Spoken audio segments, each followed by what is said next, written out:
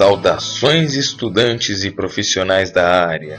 Sejam bem-vindos novamente ao canal do K, o canal de vídeos focado na área de administração. E no vídeo de hoje vou falar sobre um assunto que é importantíssimo que todo o administrador e pessoas que atuem na área administrativa conheçam, que é a teoria dos jogos. Eu também vou falar um pouquinho do dilema do prisioneiro, que é uma aplicação da teoria dos jogos. Então, muitos de vocês já devem ter ouvido falar alguma vez sobre a teoria dos jogos, o que é a teoria dos jogos.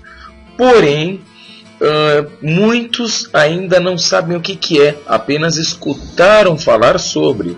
Então eu vou iniciar conceituando a teoria dos jogos, já que, como eu já disse, o dilema do prisioneiro é uma aplicação dessa teoria.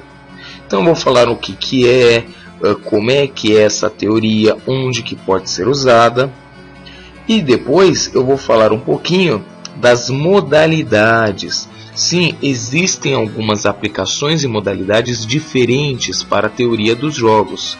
Logo depois falarei de termos-chave, ou seja, palavras que vocês vão escutar em cada modalidade da teoria dos jogos. E por último, vou finalizar demonstrando o dilema do prisioneiro. Vou deixar claro que em vídeos futuros eu vou colocar o uso da teoria dos jogos na prática. Eu vou demonstrar exemplos reais e todas as maneiras possíveis de se utilizar a teoria dos jogos. O primeiro passo para a compreensão do que é a teoria dos jogos é compreender o que são jogos empresariais. Mas isso é fácil. Isso daí são aqueles joguinhos que as pessoas jogam no trabalho, então, como Paciência ou Campo Minado, não é? Não.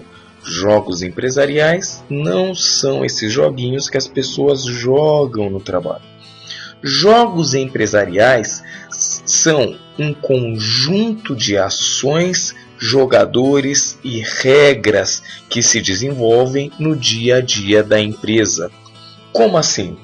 Bom, durante a vida da empresa, durante a sua atividade, ela tem que tomar decisões para sobreviver no mercado, decisões para crescer, decisões para lidar com seus concorrentes e decisões para agradar os clientes e conseguirem lucrar.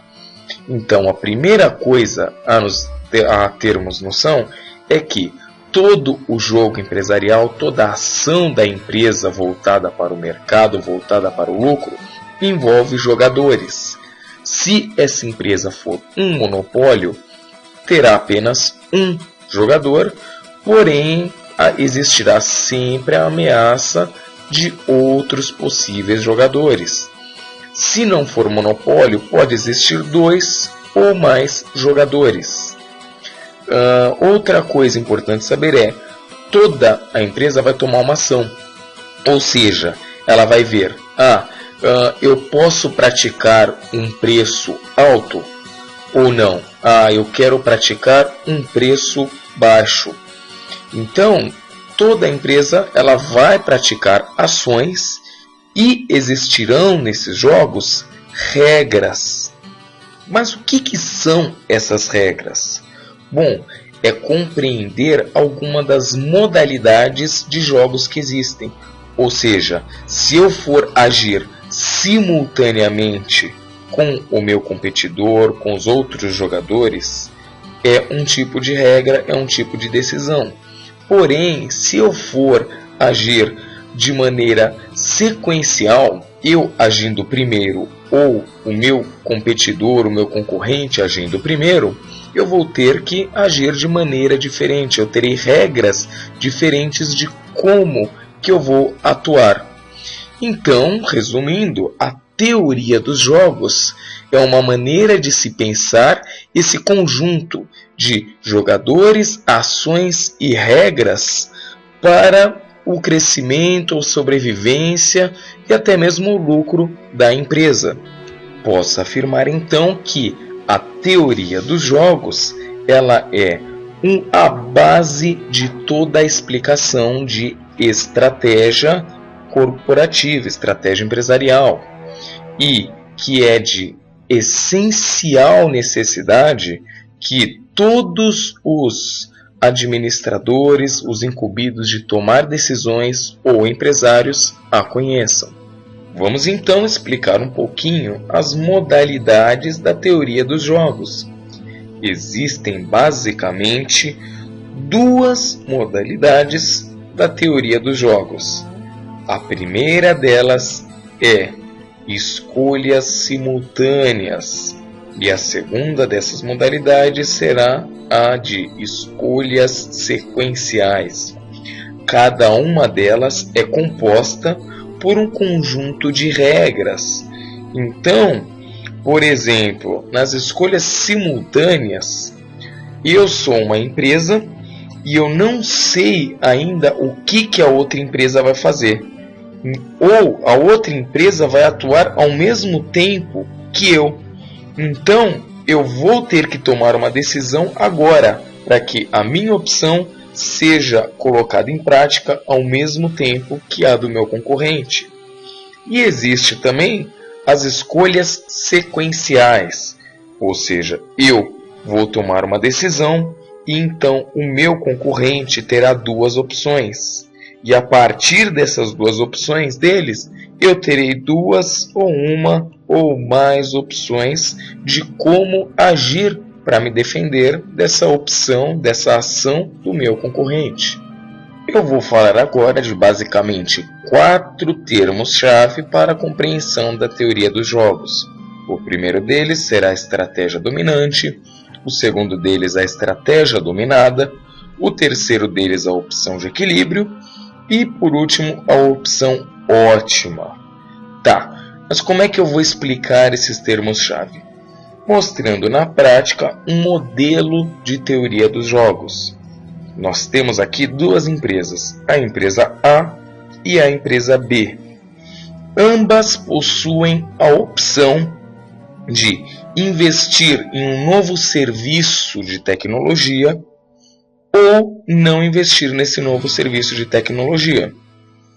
Então, vamos imaginar que elas têm essa configuração aqui. Elas vão ter que tomar essa decisão em conjunto, ao mesmo tempo, de maneira simultânea nesse exemplo. Então tá, se a empresa B investir nessa nova tecnologia e a A também, eles vão ter lucros aqui de 5 mil, por exemplo, e 5 mil. Por que isso? Talvez elas até aumentem o seu lucro atual. Porém, ela tem a mensalidade dessa nova tecnologia, então irá ficar a empresa A com lucro de 5 mil e a empresa B também com 5 mil. Porém, se a empresa A não investir nessa tecnologia nova e a empresa B investir nessa tecnologia nova, olha o que acontece. A empresa B, mesmo bancando essa diferença, vai ficar com muito mais clientes do que a empresa A, então ela terá um lucro maior. Porém, o inverso também se aplica. Se a empresa A investir nessa nova tecnologia e a B não investir nessa nova tecnologia, a A vai ter um lucro de 9 e a B de 3. Porém, se nenhuma das empresas investirem nessa tecnologia, ambas terão um lucro de 7. Então vamos lá, o que é uma estratégia dominante? A estratégia dominante é quando você vai optar por uma estratégia que o teu concorrente não vai conseguir ser vantajoso, ou seja, uma estratégia ótima para você. No caso da A, a estratégia dominante é o A investe e o B não investe, porque daí é vantajoso para o A. E o B, a estratégia dominante é essa daqui. A ideia é comum de se pensar, e é o que acontece, que todo mundo vai buscar o quê? Vai buscar a opção que é melhor para si. Então o A, ele naturalmente vai optar o quê? Por investir. Por quê? Porque aqui, se a B não investir, ele vai sair no lucro. E aqui é uma decisão simultânea. Então, um não sabe o que o outro vai fazer. Existem sim opções de se combinar, onde as duas vão poder conversar e combinar uma opção que seja melhor para as duas. Mas normalmente não é o que ocorre. Normalmente, na hora da competição, uma não sabe o que a outra vai fazer e acaba optando pela que seja melhor para ela mesma. Num vídeo posterior eu vou mostrar o que ajuda, auxilia na competição e o que ajuda na cooperação. Quais são os aspectos que vão fazer com que essas duas empresas de fato queiram cooperar e obter essa maior nota e quais aspectos que não. Tá, a estratégia dominada também essa daqui no caso da B. A estratégia que ela vai ganhar menos o lucro de todas. Então se a B optar por não investir a investir, ela vai ganhar só 3, que é menor do que todas. E é o caso aqui da A no 4 de lucro. A opção de equilíbrio, o que é a opção de equilíbrio? É a opção natural que as empresas vão escolher. A A vai pensar, se eu não investir na tecnologia e a B investir, eu vou ficar só com 4. Porém, se eu investir na tecnologia e o B não investir, eu vou ficar com 9. Porém, se eu investir na tecnologia e o B também investir, eu vou ficar com 5. É maior do que esse 4 aqui. E é maior do que eu correr o risco de querer esse 7 e o meu competidor investir na tecnologia e eu acabar quebrando aqui. Então o que eu vou fazer? Eu vou escolher a tecnologia. E a B vai escolher a mesma coisa. Ela vai pensar, se eu não investir em tecnologia e o A investir, eu vou ficar com 5 aqui. Se eu não investir na tecnologia e o A investir, eu vou ficar com 3 só de lucro. Enquanto o A vai ficar com 9. Então a melhor coisa é eu investir. Porque se o A investir, eu vou ficar aqui com 5, que é maior do que esse 3. Se o A não investir, eu vou ficar com 8. Ótimo, melhor para mim. Então, o equilíbrio vai acabar sendo o quê? Essa daqui. Com as duas empresas pensando no melhor para ela, porque é lógico, nenhuma vai querer escolher a opção dominada. E a opção ótima seria que nenhuma das duas escolhessem pela tecnologia. Isso daqui só poderia ocorrer mesmo num caso de cooperação entre as duas, onde uma sabe o que a outra vai fazer. Porém, normalmente, uma não vai saber da ação da outra. Então, a tendência é buscar pelo maior lucro. Pelo maior lucro ou pelo menor prejuízo. Então, mesmo que essa daqui não seja a opção das duas investindo que dê maior lucro para as duas, é a mais segura para as duas, para que nenhuma delas pegue aqui a opção dominada. Vamos então para o dilema do prisioneiro. Mas o que é então o dilema do prisioneiro? Simples, o dilema do prisioneiro é a maneira mais simples de se explicar aqui uma das premissas básicas da teoria dos jogos, principalmente quando se trata de decisões simultâneas, ou seja, os dois vão escolher ao mesmo tempo. Um não sabe a ação do outro. Então, qual é a história? Existem duas pessoas, dois prisioneiros. Temos o prisioneiro A e o prisioneiro B.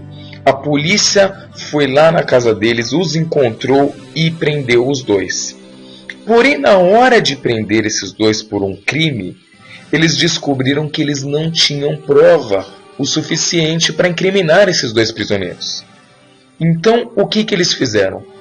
Prenderam cada um em uma cela, de maneira com que um não poderia se comunicar com o outro. E qual é a ideia disso?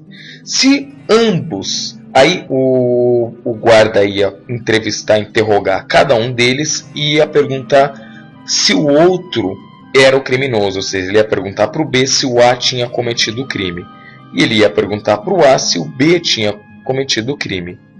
Se o B defendesse o A e o A defendesse o B, então a polícia não teria provas o suficiente para incriminar esses dois prisioneiros e ambos seriam liberados, ambos seriam soltos. Porém, aqui que está o problema desse dilema aqui, aqui é 5, que um não sabe o que o outro vai responder. Então, se o A acabar incriminando o B e o B acabar acusando o B e o B acabar defendendo o A, o que acontece? O A será livre na hora e o B vai tomar 5 anos de prisão, porque ele terá tido total responsabilidade para o crime. E o oposto também é válido. Se o B acusar o A e o A defender o B, o A vai ser culpado sozinho e tomar os 5 anos de pena. Porém, se um acusar o outro, aí eles vão confundir um pouco quem está julgando isso e acabarão não dando provas o suficiente para o crime em sua totalidade. Porém, mesmo assim, um vai dar prova do outro que houve algum tipo de crime. Então, ambos pegarão 2 anos de prisão. Se eles pudessem conversar e compreendesse isso, ambos iam escolher um defender o outro e ambos seriam livres na hora. Porém, não é algo, quando eles não sabem o que o outro vai fazer e tem que decidir ao mesmo tempo, sem saber a decisão do outro, então eles vão buscar o que? O equilíbrio, que é acusar. Porque se o A acusar o B e o B defender o A já está livre na hora. Se o A acusar o B e o B acusar o A pega 2 anos, que é menos do que é lógico, é mais do que seriam 0 se um defendesse o outro. Porém, é menos do que se o A defendesse o B e o B acusasse o A. Então não vale a pena para o A arriscar a defender o B e não vale a pena para o B arriscar defender o A. Então ambos vão incriminar, acusar, porque ou eles saem no lucro ou eles vão pegar uma pena reduzida.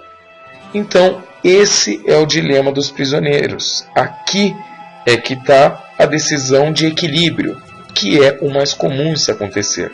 Tanto aqui nesse caso dos prisioneiros, como na vida mesmo, na prática das empresas. E esse foi meu resumo de hoje, apresentando a teoria dos jogos e o dilema do prisioneiro. Espero que tenham gostado do vídeo. Se sim, favoritem, subscrevam ao canal caso ainda não estejam subscritos e compartilhem com seus colegas. Muito obrigado a todos, desejo sucesso a todos vocês, lembrando que sem esforço não há ganho. Fui!